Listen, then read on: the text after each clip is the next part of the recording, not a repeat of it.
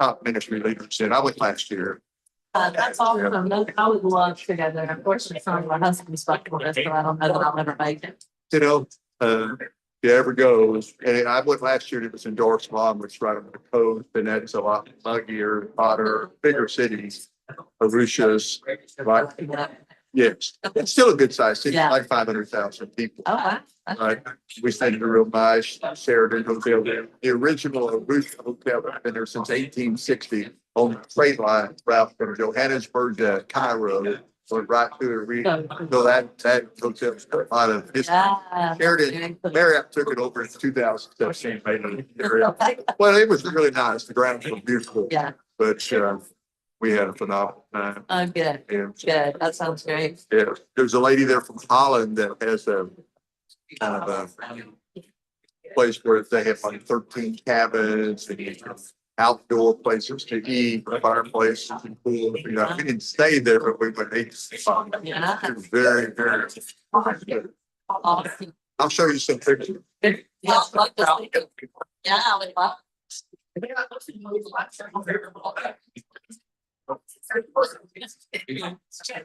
Yeah, I know. I make it. I haven't started. So people have to talk.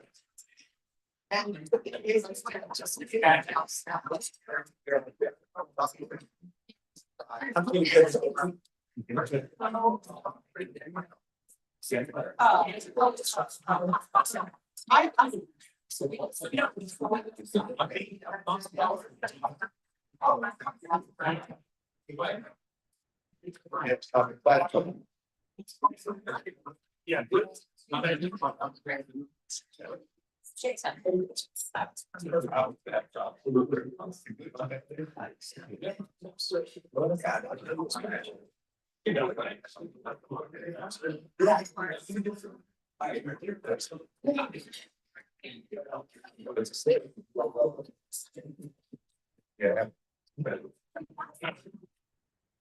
Hello, everybody. I'm going to call to order the meeting for July 7th, 2025 of the Irving Las Colinas Rotary Club. How about that, Bill? Right. If y'all would please stand, and Shane, if you can lead us in prayer.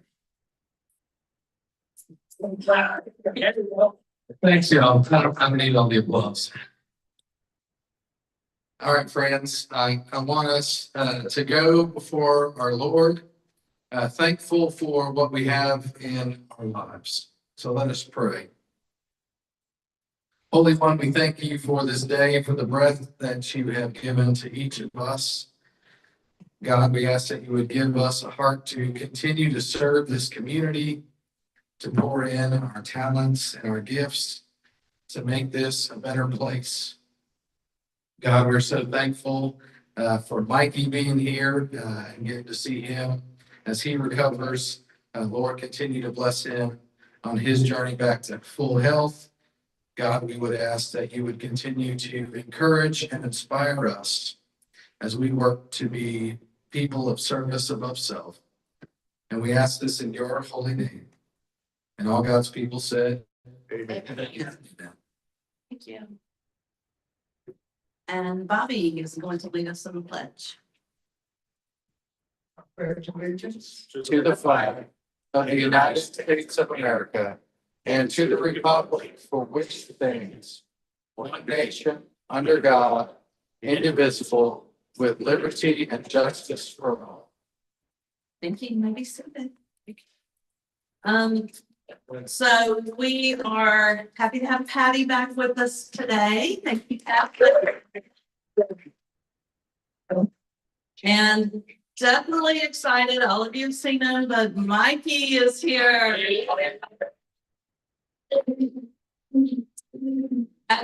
As y'all know, for the past couple of weeks, Mikey, we've been taking up a little collection for you. So if you don't mind coming up, we want to present this to you.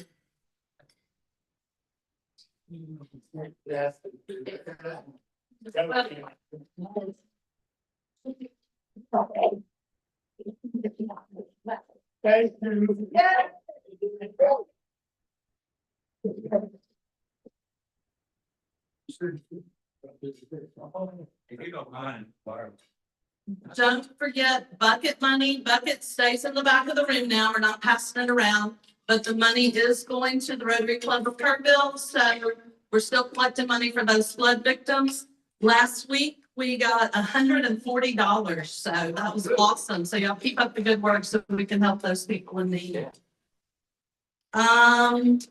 Before we get to our speaker, I also wanted to say Val went to the Rotary, the round table, which is now called something else, leadership table or something.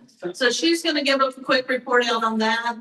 And I've asked Val to sort of tell y'all, I've said that I want y'all to know what the different leadership roles are in Rotary. So Val's going to tell us a little bit about what she does in her role as the foundation chairman.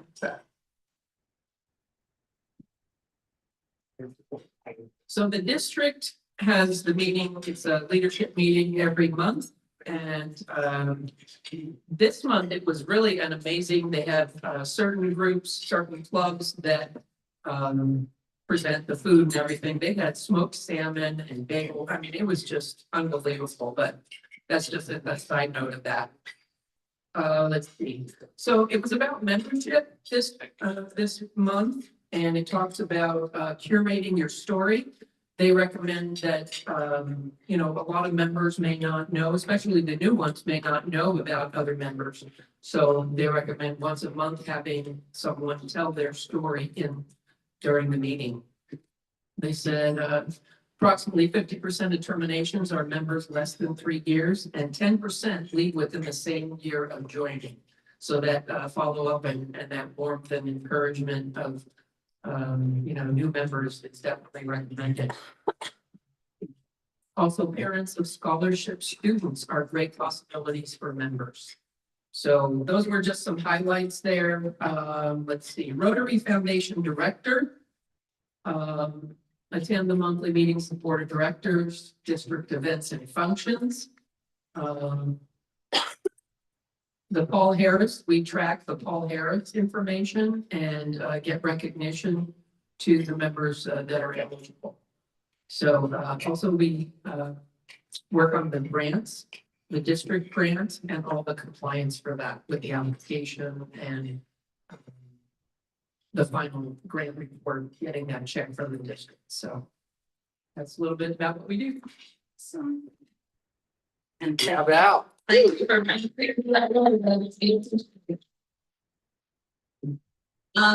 Ryan wanted me to mention he is still looking for people to join his membership committee. As Val said, that was the topic of the table last weekend. So Maura will be sending something out this week. So be on the lookout for an email, and we'd love for you to join to help Ryan with welcoming new members and guests and keeping everybody happy here in the club. Other committees, we still have other committees to join too. So we'd love to have all of you join committees. At this point, Terry, if you would like to, Donna first. You want to introduce our guest? Yeah.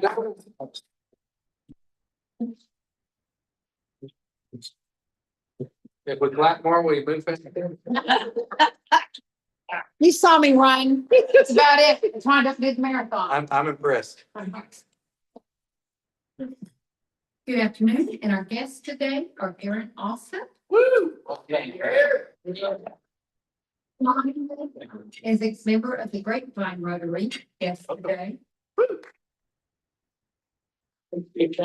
And Dana is a guest of Kathy Howard, potential member also.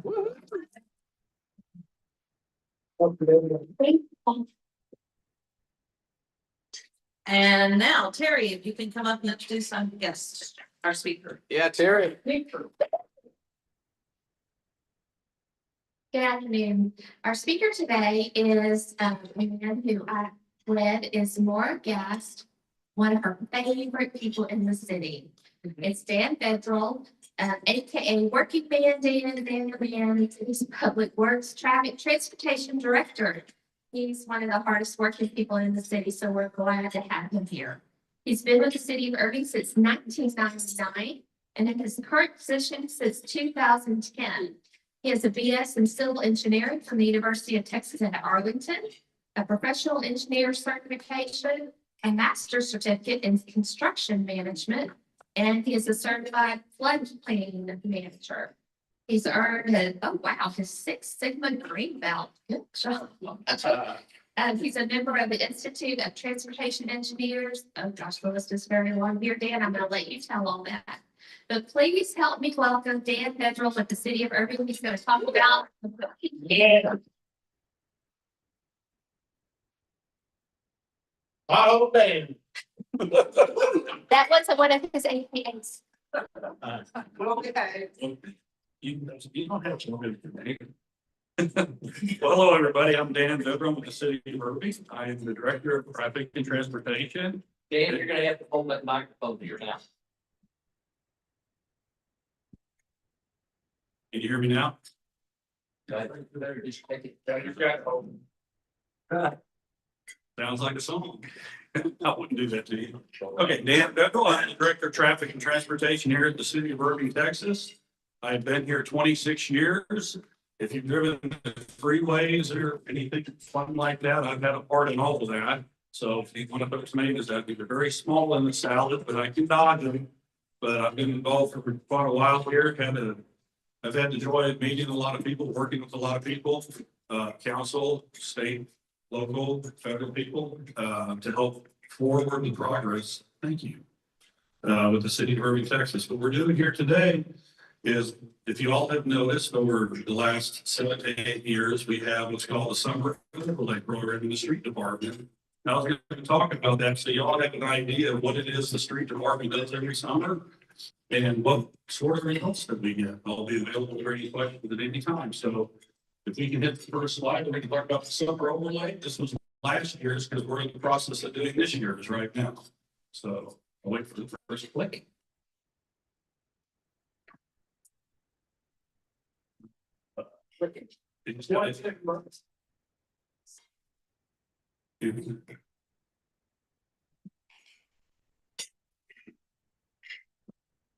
Please wait while we experience technical. The first thing I'm going to start with here is one of the things that's important to the city council, to the mayor, and to the staff, as well as the direction we receive from the businesses as well as the residents on the quality of life issues that affect you and your community. So we look at the residential survey, and then we take that lead, and then we try to fashion. I know the city manager does a budget, but we also work on our work plans to address the needs of the community the best that we can. So I'll talk about, have a real quick, easy slide on that. We're going to talk about some of the traffic and transportation fast facts. I don't know that everybody realizes how big of a city Irving is. Irving is a huge city. If it weren't immersed with those suburbs to the left and to the right of us, we would be the major city in any county in Texas. Some of the maintenance strategies we have in the traffic and transportation department with streets go over the results of our 7 years that we've done the program for the overlay. Give you a little bit of just a snippet, a very small snippet of some of the materials costs. Basically just an aspect, since we're talking about summer overlay here, and the results that we have today. So we'll wait for the next slide to get advanced.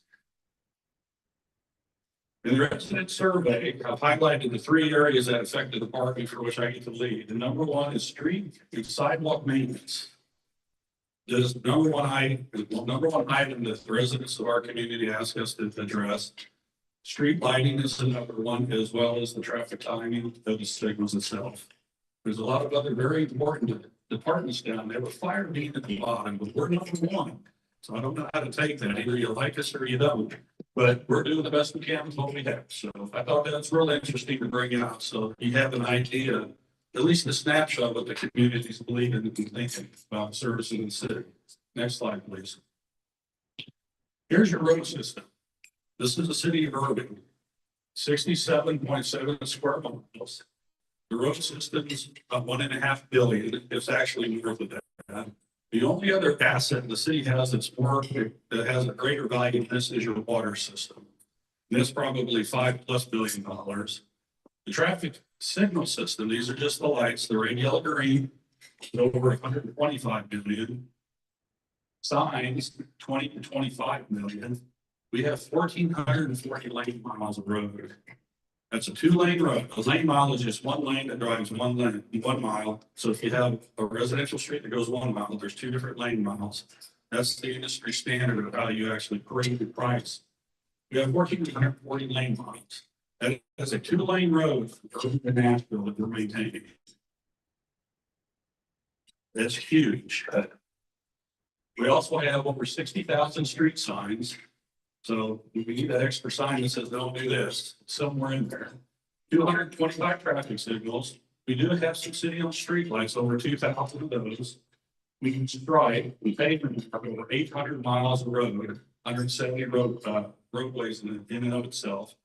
We also do the facilities around the city, the different libraries and parks. And we have a lot of school crossings and pedestrian crossings, over 350 of those. And a lot of these, when you think of school and pedestrians, we also have signals that go with those as well. So all in all, it's a little town that grew up in the most major way, but it's a tremendous amount of infrastructure that's in the city here early today. Next slide. Some of our maintenance strategies, you'll see us do crack seal. We'll go to the next one. And these are in different intensities of cost. We do mud jacking. You may not have heard that. What that does is when you have a panel on a road, a more major road, rather than removing that panel, this injects a certain material underneath to raise it and try to level it and make it smoother to assist with drainage. The difference in cost is significant. A panel can cost anywhere from $5,000 to $10,000 per panel. This I can do for less than $2,000. And we do a lot of this is in-house. So it's a good bang for the buck. Next one, please. We also do another kind of maintenance strategy, pavement rejuvenation. This is more in the senior parts of the community because those roads are more asphalt in nature. What this does is put a protective layer on the top of the road. It is environmentally friendly, so we're not doing an oil spill. But more importantly, what it's doing is the whole goal in Irving, because of our expansive soils, is to keep the water from getting underneath the road into the road bed. And this is an excellent strategy. You can get a lot of miles of road for a good price on this. Next one, please. Microsurfacing, we've done a couple test programs on this. I think we'll start doing this in other parts of the community. Similar, but this actually puts an actual layer with some aggregate in there. Next slide. And I'll show you the difference between microsurfacing and an overlay. The microsurfacing is just as you expect. It's a microsurface. It's about a little over 1/4 of an inch. It's like if you get a dip cone and that's the chocolate on the top. Easiest way to say it. Keeps the water from going in, provides an excellent seal. Overlay is a little bit thicker, but also provides some structural integrity to the road, whereas the microsurfacing does not. It's nothing more than a more aggressive sealing of the road, but it also, if we have the fine aggregate, it can improve the friction in the road. If there's a slippery spot, it can increase the traction. Next one. We also do asphalt. We'll do different sizes of that. Next one. We do concrete repair. These are all done in-house too. We still have contractors to help us, but we have these abilities and we're performing these tasks. Everything you see here, we're doing every day of the year, plus potholes, plus graffiti, many other things too. Next one. These are the overlays that you see more that we'll be talking more about today in our strategies. Our next. It's just pure concrete. And concrete is very pricey. That's a bad thing. It's just very expensive. Next one. This was last year. These are the roads that we overlaid. I know the text is too big to see, so we shrunk it down for you. But the key here is we're all over town. We don't just pick one part of the community out. We do it all over town. And over the course of years, I'll have another slide here you're going to see on how much of the town we've actually applied the asphalt to and how much of the community we've improved. Go ahead. We track everything by district, by street, so we know where we've been. So at some point, we're gonna have to, like anything else, you get a new set of tires on your car after so many miles, it could be so many years. We know where we've been. This is good for institutional knowledge. We have a lot of people in the departments who have been there for a long time. And so you're trying to pass this down to the next generation. Now we have records where we've been. Next one, please. Here's our costs. This asphalt, 2018, I just started in 2018 for about $57 a ton, which is a pretty good amount of money. And then you'll notice during the COVID years, it stays flat. Because there's contracts in place for multiple years, so they didn't do anything to modify the pricing, they just kept it flat, but after COVID, it jumped up. And that's where you can see the numbers from 22 go from 84 cents per ton, all the way up to 120. So literally, in a little over 6 years, we've more than doubled the price just of the asphalt. That's not the labor to put it in there, the machinery costs. This is just one very snippet of material that I use and how much it's gone up. So the materials business is doing good and they're caught, and it's just, this is the economy that we're in today. Next slide, please. We have an outline of the city here, and by different color, I can show you the different years if you've been returned once. Should animate. That should be an animated slide. Did not animate. Okay, but I'll show it to you a different way. We'll do that at the very end. Next slide, please. What we do here is by year, we actually, the road system is classified from arterials down to collectors to local streets. The reasoning there is the arterial streets are your major streets, just like in the body. You got big arteries, you got capillaries. The major streets are very thick in concrete, hold a lot of traffic. That's your major retail or employment areas that would be in the car if they're in. And then you get more of the minor arterials, and those are the smaller streets that you see in your various subdivisions and outlier streets. The local streets go to the collectors take it to the arterials. So we're keeping a record of how many miles and which one of these that we're doing, so we can focus in for the following year. Have all the way up to 24, we've done about half of the principal arterials. That would be MacArthur. If you drive MacArthur, you notice if you go from the south side of town to the north side of town, we've done all of Valley Ranch. We did the part from 114 south. There's a lot of MacArthur has been done. It's just a good example. We've done a lot of Beltline. We're doing Walnut Hill, working on that too. And then we're keeping percentages here because the majority of the streets that we have are actually local streets, and that would be expected. So we're going to start focusing on that because where the arrow is, that's where we've done the least amount as a percentage of the overall system. But your road system isn't like a wine. It doesn't get better with time. It only degrades with time. So we're fighting desperately to get as much improvement as we can get, as quick as we can get, because the whole system is degrading every day. Next slide, please. So today, the first 7 years, we've done $37 million have been dedicated to the program. We've done 164 road segments, almost 86 miles. We've also done with the pavement restoration, that was that aggressive form of sealing of the roads that I spoke of earlier. We've been off about 82 to 81.5. 249 roads, and we've replaced over 1,000 panels. One of the key things is when we do the overlay, you'll have the new surface on top. So now we get to overlay after it's been overlaid, new pavement markings, new crossings. So you get the whole thing. It's like the icing on the cake. So the whole road gets improved at that point.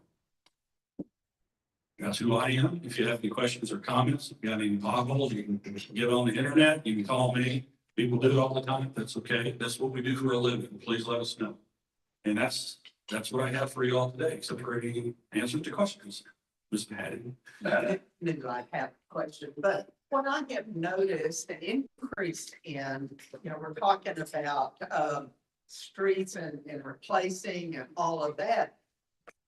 Huge trucks that will be going down O'Connor, or they'll be, I have near my house, my neighborhood. Are these allowed in the city?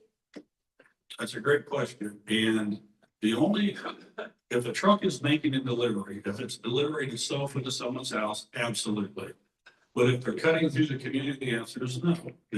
We do have truck routes. They're also on the internet, but they're on all the major freeways and Beltline Road. If they're anywhere else on any other roads, It should be state routes. It should be Irving Boulevard, Loop 12, 161, 183, 114. If they're anywhere else, unless they're making a delivery, if they're making a fuel delivery to 7-Eleven, absolutely. You know, if they're bringing chips, that's fine. But if it's just someone cutting through town because they don't want, or the driver is cutting through town, no, they're not supposed to be doing that. And the police are aware of this too, and it's just a function of the effort that they have. The police department had their own truck division. Yeah, then you'll see them a lot where we go over, we sort of cut through and go down Union Bound and places like that. They'll pull them over, take it. They'll like to pull them over, take it. It was a big gasoline truck going down, I mean, just past the country club here. And I was just astounded, going a little bit too fast, but I thought, Yeah. that's not doing our streets any good. Yes, sir. There's been a lot of advancements in material science. And you mentioned the cost of asphalt, looks like it's almost increased by 80%, right? Right. Seems like the approach is to kind of drain the sinking ships. Are we looking at some of the advancements in material science to look at the different material to utilize that have almost double the lifespan of what we see with asphalt? And Well, okay. I'm sorry, I didn't do that. That's okay. Now, asphalt is different than concrete. Yes, there's always advancements in materials and the binders to keep the asphalt together. Certainly, you're gonna look at that. When we actually do our own concrete with our own city forces, we're now using a different concrete that came out about 3 years ago that's environmentally friendly. And what I mean by that is it's in the state of Texas, it's now put it into one of their specifications where it's derived in a kiln that uses the good stuff. They don't burn tires or fingernail polish and things like that. So that's one thing. So we're using a more friendly base material. But I'd also say a lot of the concrete, for instance, that we're putting down there today, back in the day, it was 3,000 PSI for all your concrete. We're now going 4,000 or 4,500. We're going significantly more strength on the concrete, and also the reinforcement, the metal reinforcement that we have in the concrete that's being built today, especially on the major roads, where we used to have what was called a single band of steel. We're now doing a double band of steel. And the price of steel is high. So you're doubling the price of the steel right there. That could be a 25 to 30% increase just right there in the cost of the project. And you're over $1 million a mile. So it's a function of the money and how much you can get done. if I can add to that, yes, the conversation. I've seen where also recyclable plastic. I know here in Irving, there's been conversation last few years about our landfills, right? So is there a way to take our trash, one man's trash, another man's treasure, take that trash and utilize it in some of the technology they're utilizing for streets and roads and put recyclable plastic? We do not actually fabricate the asphalt. We get it from either Reynolds or Austin Materials. They do recycle a lot of asphalt to try to help reduce the amount. But other than that, we don't have the ability to do something like that. Like we're going with that, we just don't have the ability to do that as a city. Thank you. Yes, sir. Dan, will you help us understand where the funding comes from for your department? For my department, Yeah. there's a bake sale tomorrow. To take anything except the young kids. We get funded both with the general fund and also we'll get some bond funds. The summer overlay program is done through bond funds. Okay. So that's where we get our funding, two sources like that. Now, if we've done some like large road projects like Confluence, for instance, we also have federal monies built into that. But normally it's just pure tax, general fund and bond funds. Okay, thank you. Yes. I think we'll get right to you. Feeling that big, the moment tariff, mess on the cost of materials, that's got to make budgeting difficult. Yeah, the budget is a great place to see grown men cry. In all seriousness, I'm kidding. When COVID started, and I'm answering your question, we're going to kind of chase a squirrel if I can for just a second. For us to get any large piece of equipment or vehicles, what used to take 5 months maybe, now takes years. So it affects, the short answer is absolutely yes. It's amazing in the industry, especially heavy equipment industry, and I'm not being mean on any of the different suppliers. We have one here that's home based in our city, and I love their equipment, love to get more of it. But it's just difficult to receive equipment. For instance, we just got a brand new asphalt patching machine today, big truck. That's 18 months just to get a truck that delivers asphalt. I'm oversimplifying it. But yeah, the tariffs, they're already telling us, we'll give you a quote on something, but there's no guarantee that's what the price is gonna be when it's delivered. It may change. It's not unusual when we order equipment, they'll give you a base price and then they'll say, but when we start fabricating that at that point in time, because metal's a commodity and it goes up and down, there could be an increase and we think it may be this, so be prepared. It's a huge impact on what we do for a living. That's a great question. Okay, yes, sir. Are we prepared for a flash flood magnitude level for the city? You know, if you were around in 2015, we came real close to that. And in 2015, for individuals who are here, the only thing that saved Irving from getting into a lot of trouble in 2015 was the drought of 2014 and 13. All the lakes were way low, and because of that, it held back the water. The place where you get the flood, you know, we have 4 different flood control districts in Irving. And Las Colinas is in D Curd. You have Irving Flood Control District 1, Irving Flood Control District 1's where the old stadium site was. One's called Valley Ranch and the other's Dallas Flood Control District on the west side of town. All of those levees are certified to over 100-year storms to 500-year storms. So the man above chooses whether or not to flood us, but you know, we do always have localized flooding. That's a truth. But for like what they saw down south, I don't know if we got rain like that. I don't know how the city would totally perform. We may have flooding. The answer is yes, we may have. If you get 10 inches of rain, you know, in 8 hours, we got a problem. But we do actually study with emergency operations. I'm one of the 3 key members of that. We have studied plans and the city has contingencies in place on where the water level, who goes first and all of that. So we've studied that. I don't know if that comforts you, but Building like, yes. yeah, this is. Yeah, great. You were.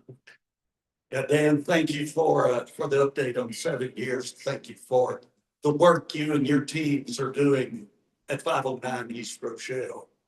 But could you share with us a little bit about the other helmets you wear with the major transportation groups down? What's coming down in the future intersections or interchanges we're going to see over the next 2, 3, 5 years?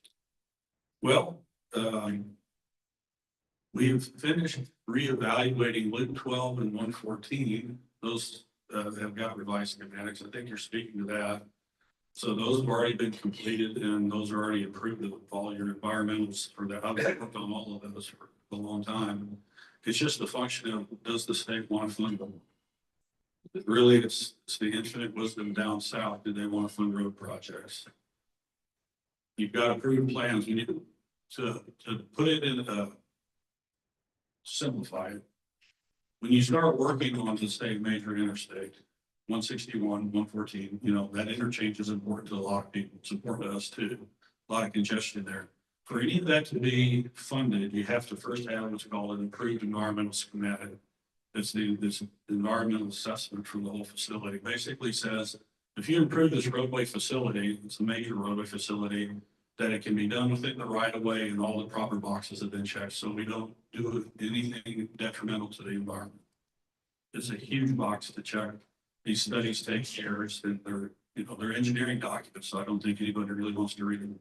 Nevertheless, those have been done with 114 because it had to be reevaluated, as well as Loop 12. And at this point, it's just a function of money. 114, I think, is 1.5 or 1.8 billion. And Loop 12 is no less. Loop 12 would be from Union Bower South.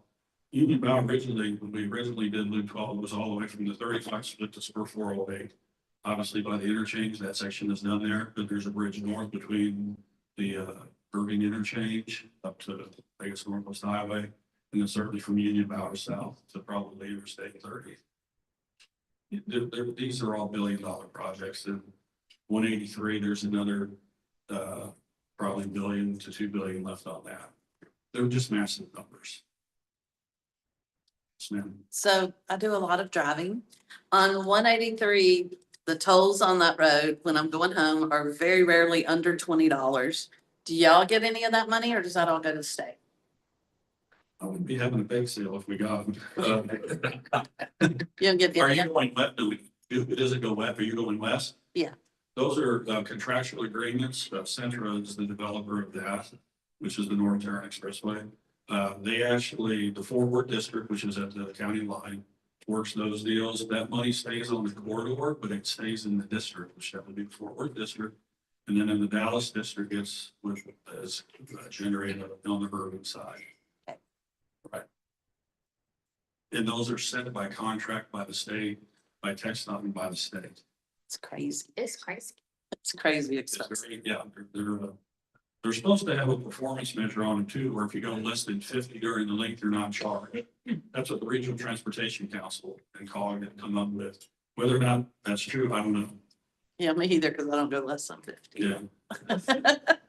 Well, I'm going to say 5, that's a percent. Any other questions? Oh, yes, sir. Then at O'Connor and 114, are U-turns in the drawing boards? At O'Connor in 114. So if you. The answer would be yes. Okay, Yeah, there's U-turns on all the different interchanges that cross over. Wingren would have them as well as Rochelle, yes. Yes, that, we really need them all now. Yeah. You're correct. Yes, sir.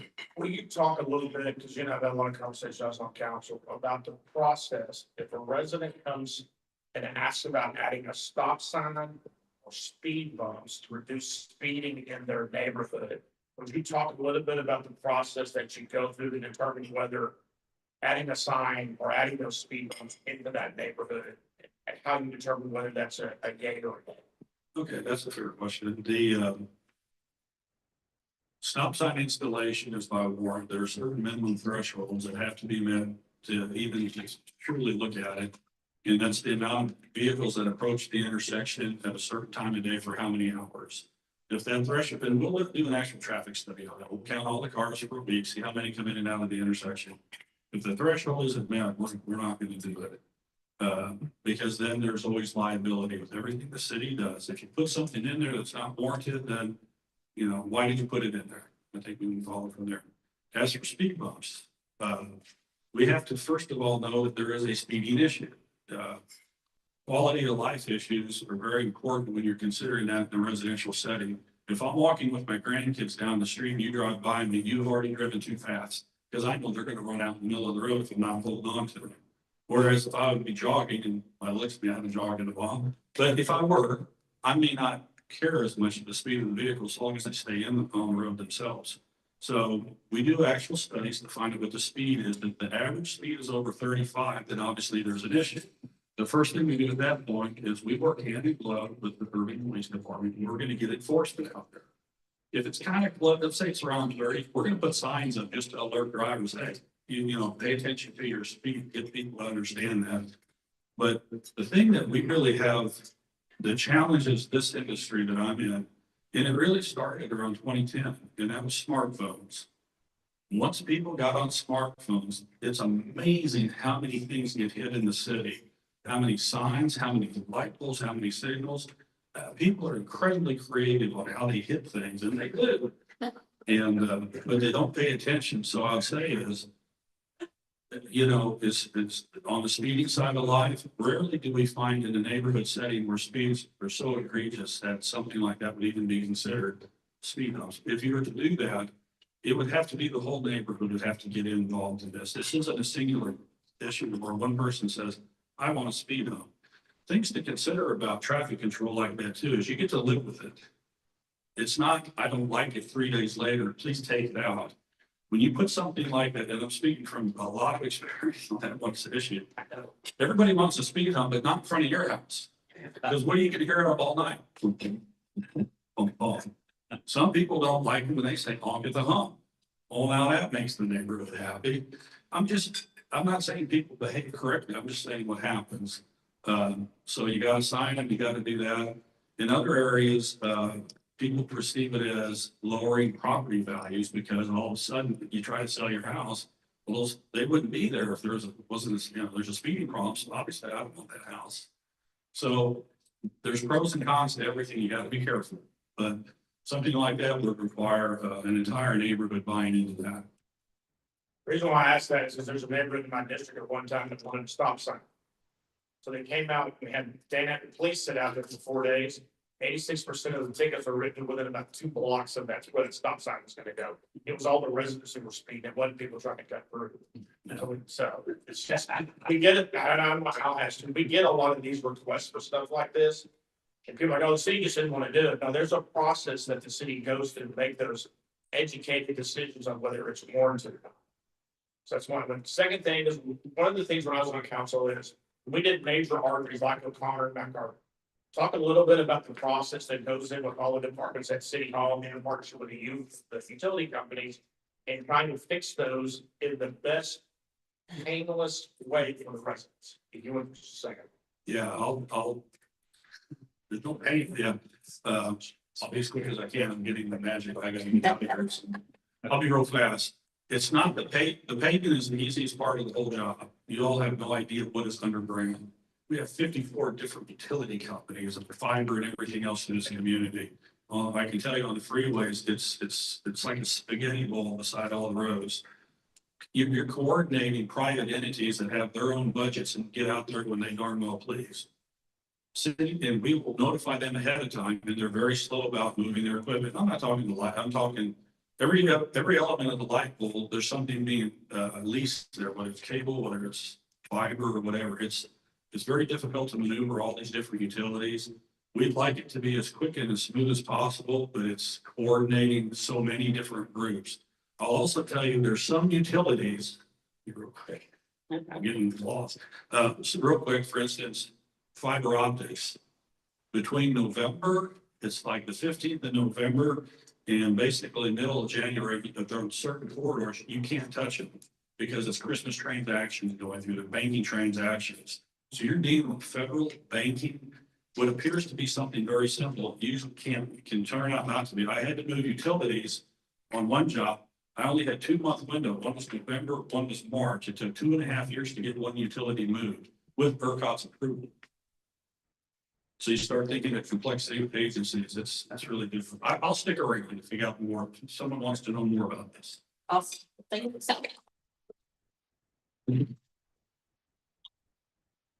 Need to wait in the meeting. Before we wrap up, I do have one perfect attendance award to give out. Robert Alstott, if you would please join me. Yes. 30 years.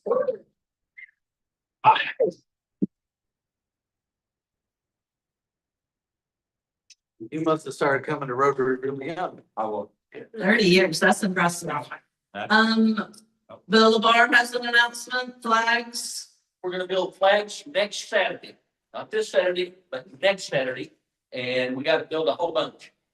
So show 8:30 to 9:30 is the time, and we will cut you loose at 9:30.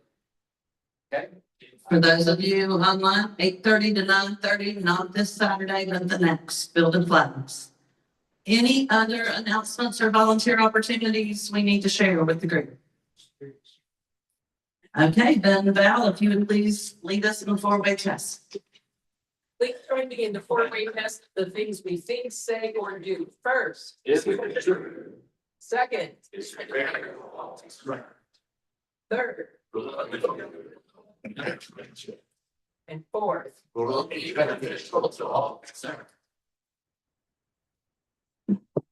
Thank you. Let's get some stats.